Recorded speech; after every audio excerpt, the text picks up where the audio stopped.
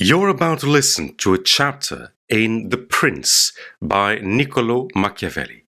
Enjoy the reading. Chapter 21. How a Prince should conduct himself so as to gain renown. Nothing makes a prince so much esteemed as great enterprises and setting a fine example. We have in our time Ferdinand of Aragon, the present King of Spain. He can almost be called a new prince because he has risen, by fame and glory, from being an insignificant king to be the foremost king in Christendom. And if you will consider his deeds, you will find them all great and some of them extraordinary. In the beginning of his reign, he attacked Granada, and this enterprise was the foundation of his dominions. He did this quietly at first, and without any fear of hindrance, for he held the minds of the barons of Castile occupied in thinking of the war and not anticipating any innovations. Thus they did not perceive that by these means he was acquiring power and authority over them. He was able with the money of the church and of the people to sustain his armies, and by that long war to lay the foundation for the military skill which has since distinguished him. Further, always using religion as a plea, so as to undertake greater schemes, he devoted himself with pious cruelty to driving out and clearing his kingdom of the Moors. Nor could there be a more admirable example, nor one more rare. Under this same cloak he assailed Africa. He came down on Italy. He has finally attacked France.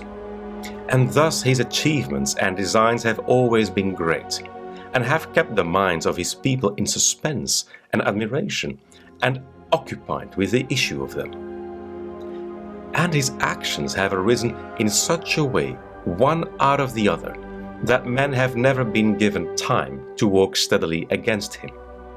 Again, it much assists a prince to set unusual examples in internal affairs, similar to those which are related of Messer Bernabo da Milano, who, when he had the opportunity, by anyone in civil life doing some extraordinary thing, either good or bad, would take some method of rewarding or punishing him, which would be much spoken about.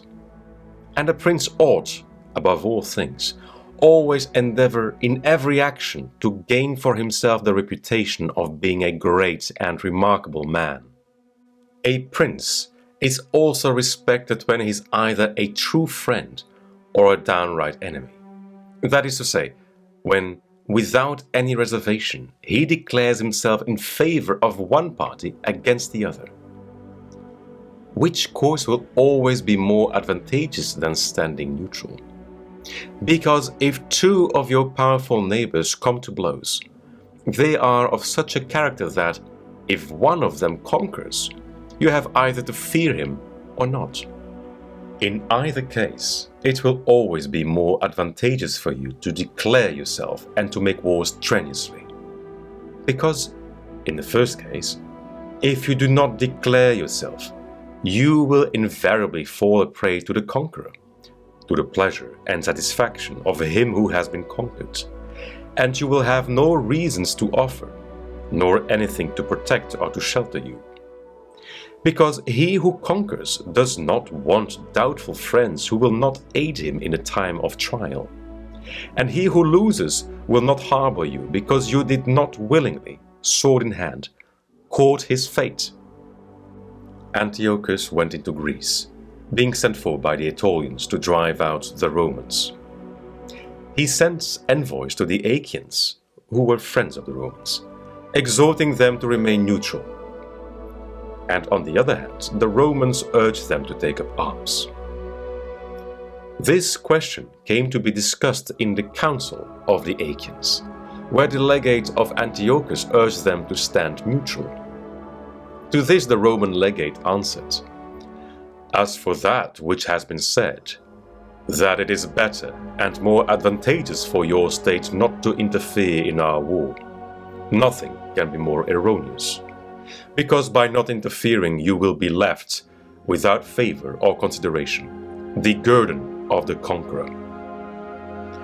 Thus it will always happen that he who is not your friend will demand your neutrality, whilst he who is your friend will entreat you to declare yourself with arms. And irresolute princes, to avoid present dangers, generally follow the neutral path, and are generally ruined.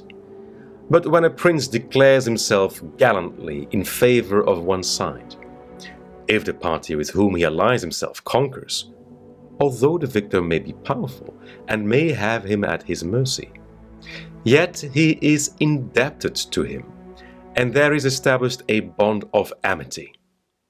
And men are never so shameless as to become a monument of ingratitude by oppressing you. Victories, after all, are never so complete that the victor must not show some regard, especially to justice. But if he with whom you ally yourself loses, you may be sheltered by him, and whilst he is able he may aid you, and you become companions on a fortune that may rise again. In the second case, when those who fight are of such a character that you have no anxiety as to who may conquer, so much the more is it greater prudence to be allied, because you assist at the destruction of one by the aid of another, who, if he had been wise, would have saved him. And conquering, as it is impossible that he should not do with your assistance, he remains at your discretion. And here it is to be noted that a prince ought to take care never to make an alliance with one more powerful than himself for the purposes of attacking others, unless necessity compels him, as is said above.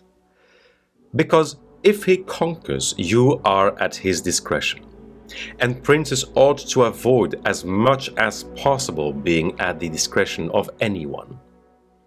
The Venetians joined with France against the Duke of Milan, and this alliance, which caused their ruin, could have been avoided.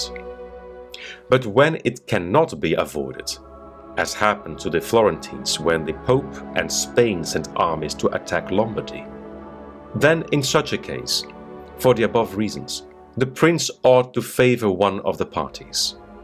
Never let any government imagine that it can choose perfectly safe courses. Rather, let it expect to have to take very doubtful ones, because it is found in ordinary affairs that one never seeks to avoid one trouble without running into another. But prudence consists in knowing how to distinguish the character of troubles, and for choice to take the lesser evil. A prince ought also to show himself a patron of ability, and to honor the proficient in every art.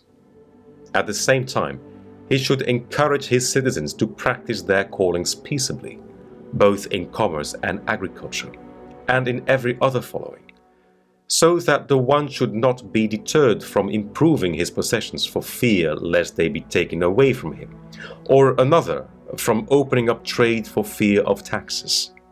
But the prince ought to offer rewards to whoever wishes to do these things and designs in any way to honor his city or state. Further, he ought to entertain the people with festivals and spectacles at convenient seasons of the year. And as every city is divided into guilds or into societies, he ought to hold such bodies in esteem, and associate with them sometimes, and show himself an example of courtesy and liberality. Nevertheless, always maintaining the majesty of his rank, for this he must never consent to abate in anything.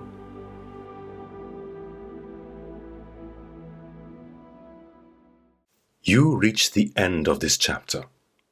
What was your biggest insight? If you'd like to listen to another chapter or browse for another audiobook, head over to the channel. For a full version of this narration, please check the purchasing options in the description. Thank you for listening.